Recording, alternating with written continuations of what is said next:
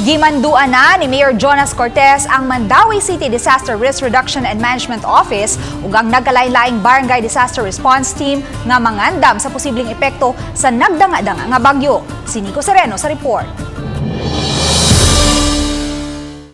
Sa pagkakaroon, usa pa ka low pressure area ang gibantayan sa pag-asa nga posibleng mamahimong usa ka bagyo. Apan bisan pa niini, mas gusto si Mayor Jonas Cortez nga mas maayong mangandam ng daan ang city disaster aron kapugngan ang epekto niini sa dakbayan. Well, ato rong gipanawagan ang mga tagsa-tagsa ka barangay, no? Barangay captains to prepare sa maong umaabot nga bagyo.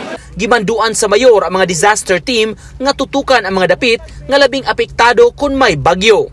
I-establish ang evacuation sites to ang katong mga disaster-prone areas nga ato yung mga evacuate. Samtang gipahibaw ni Buddy Alain Ibanez, pangu sa Mandawi City Disaster Risk Reduction and Management Office, nga sukad pa sa miaging Miyerkules, heightened alert na ang ilang buhatan. Iyang gipasabot nga base sa bana-bana sa pag-asa, mutipas ang LPA apan ang ilang gibantayan mao ang uwan nga gidala niini. Tropical cyclone mo adto ra siya mo recurve siya towards sa Japan.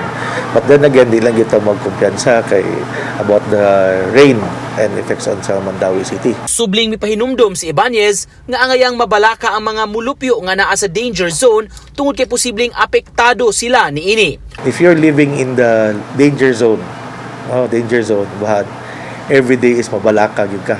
Maski init tutok kay wata ka ba mo kalit lang dag-om uwan. Uban ni Godfrey Relien, Nico Sereno, Balitang Bisdak.